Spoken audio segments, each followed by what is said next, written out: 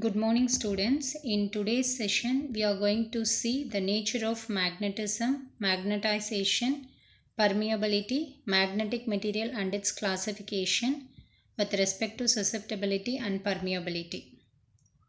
First, we will see the nature of magnetism. So, first, magnetism. When you have a magnet, there will be two forces. One is either a force of attraction or force of repulsion, depending upon the pole available. If you are going to have similar pole, like poles, like north pole, then there will be a force of repulsion. Like pole repel each other and unlike pole attract each other. This is the magnetism is nothing but the force exerted by the magnet, whether they will give a force of attraction or force of repulsion, whether it is going to be a like charge or unlike charge.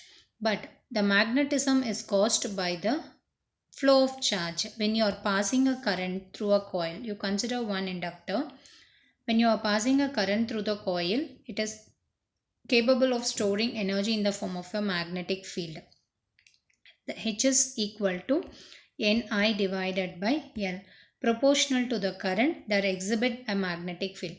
Therefore, a magnetism will get exerted or it get caused only when there is a flow of current in the coil. Now, every substance is made up of tiny units of atoms. Each atom, every substance, if you take one substance, it is going to have one atom. Each atom will have electrons. If this is going to be one atom, each atom will have one electron, and each electron, when it starts to move, it is going to contribute to the current. Therefore, spinning like tops, the electron circles the nucleus or core of an atom. Their movement will generate an electric current and causes the electron to act like a macroscopic magnet. In most of the substances, equal number of electrons will spin in opposite direction, which cancels out your magnetism. For example, if you consider a coil like this, so when you consider the portion from A to B and B to A, the direction of the current from A to B is from top to bottom, and from B to A it is from bottom to top. So electrons will spin in opposite direction, and hence the magnetism in this particular region gets cancelled out. And that is why the materials such as cloth or paper are said to be weakly magnetic. In substance such as iron, cobalt and nickel, most of the electrons will spin in the same direction. Therefore, when you consider iron, cobalt or nickel, the magnetism property will be strong in case of all the three materials, whereas in case of cloth or paper, since this electrons is going to spin in opposite direction, it has got a weak magnetic property. To become magnetized, another strong magnetic substance should enter the magnetic field of an existing magnet. If you have only one magnet, you consider. So, in order to know the magnetic property of this particular material, another material should enter the substances with the existing magnet. Therefore, the magnetic field is the area around the magnet that has a magnetic force. And all magnets will have north pole and south pole. When you are getting a magnet, it will come like a pole. Opposite like poles repel each other and unlike poles attract each other. Let's say like poles repel each other and unlike poles attract each other. When you rub a piece of iron along a magnet, the north seeking poles of an atom in an iron line up in the same direction. Like if it is going to produce a repelling force, then the electrons is going to spin in the opposite direction. If it is going to produce an attractive force, then the electrons is going to spin in the same direction. Now magnetization. So far we have seen the nature of magnetism. Now we are going to see the magnetization property. Magnetization is nothing but it is a magnetic dipole moment per volume. If you are going to write the magnetization formula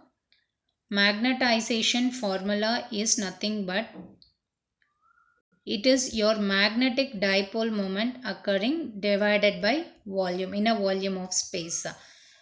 It is just like a volume charge density in case of your electrostatics. So magnetization is termed as a magnetic polarization and it is a vector quantity that gives the measure of density of a permanent or induced dipole moment in a given magnetic material.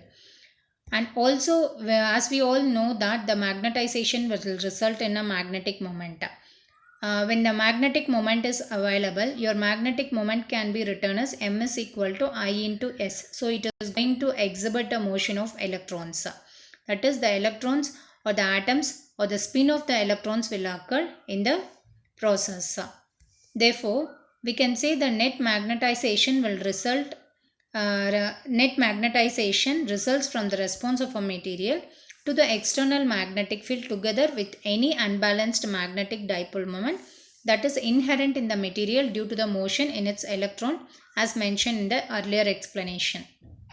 Therefore, the concept of magnetization will help us in classifying the materials on the basics of their magnetic property. In electromagnetism, we have a term called permeability, that is mu. Mu is nothing but it is a constant, permeability constant, which is nothing but the measure of magnetization for a material. For each of the every material or the space where it is getting separated, if it is going to be air or cobalt or nickel. So depending upon that, your mu or value will change. In case the permeability is a measure of your magnetization that the material obtain in response to a applied magnetic field. So therefore, permeability in general we can write it the Greek letter mu, where mu is equal to mu naught into mu r. Mu naught is your absolute permeability and mu r is your relative permeability. The unit for permeability is going to be Henry per meter, or we can write a Newton per ampere square. Mu naught absolute permeability is nothing but permeability in it is a constant whose value is going to be 4 pi into 10 to the power of minus 7, where mu r is going to be the relative permeability. If it is going to be the free space or air, then mu r will be equal to 1. Therefore, the permeability in a free space is the proportionality between the magnetic induction and the magnetizing force when forming a magnetic field in a classic vacuum. A closely related property of a material is magnetic susceptibility. So we have to classify the material based on depending upon the thickness or hardness available. The magnetic materials are classified as soft magnetic material and hard magnetic material.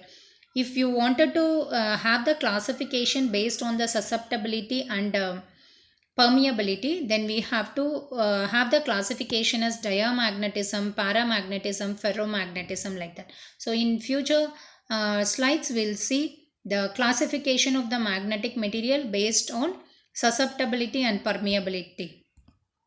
Now we are going to see the classification of your magnetic material. The main two classification of your magnetic materials are going to be soft magnetic material and hard magnetic material. So what are all the characteristics of the soft magnetic material? Normally the soft magnetic material will have high permeability. The value of your permeability is going to be very high, and the corrosive force is also going to be, and the corrosive force is less. Therefore, we need a little amount of force to remove the magnetization from the material. Suppose if I wanted to remove the magnetization from the material, I need to add a very additional amount of force to remove the magnetization from the material, as the soft magnetic material is having less corrosive force. They are magnetized and demagnetized easily. The soft magnetic materials is having the property of magnetization and demagnetization in an easy manner.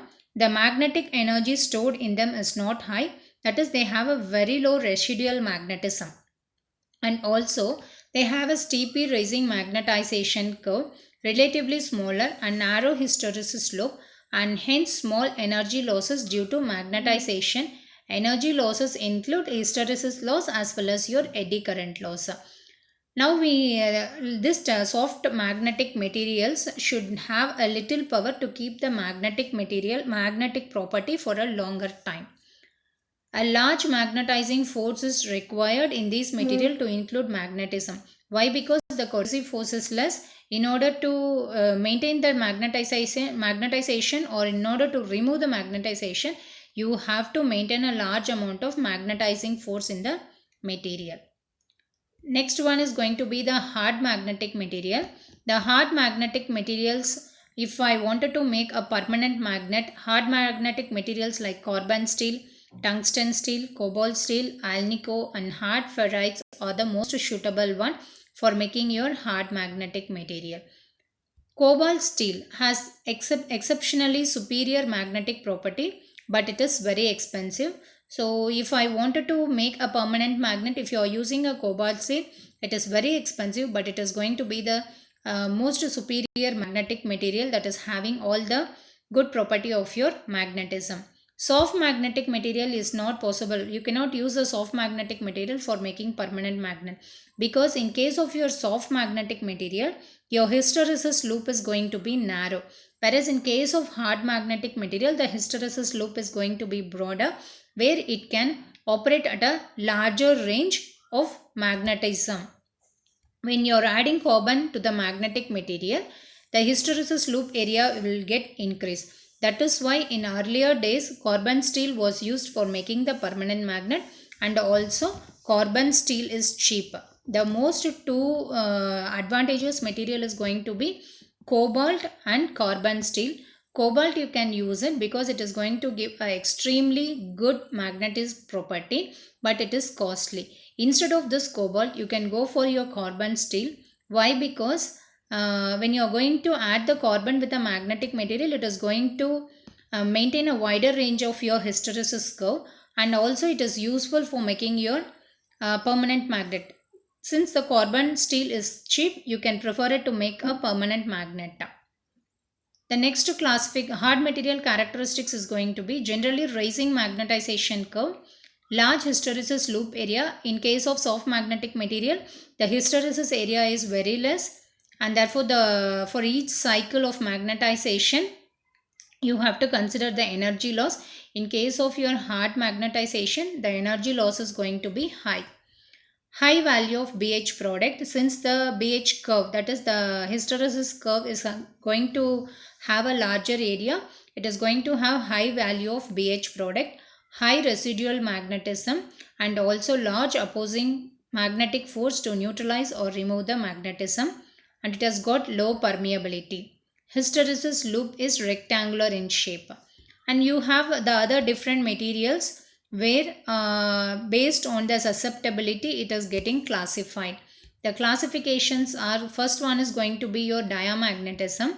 Depending upon your susceptibility and relative permeability, the material is classified as diamagnetism, ferromagnetism, ferramagnetism, paramagnetism. So when you consider for the diamagnetism, the susceptibility value is small and it is going to be negative.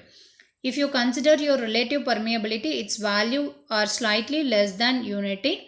And the example for this diamagnetism is Au, Cu, Hg non-metallic elements. So the most good example for the ions are given over here. And the atomic behavior has no magnetic moment. Therefore, the susceptibility is small and negative. Minus 10 to the power of minus 6 to 10 to the power of minus 5. Between these two ranges, it is going to have the value of the susceptibility value in case of your atomic behavior. The next is going to be your paramagnetism.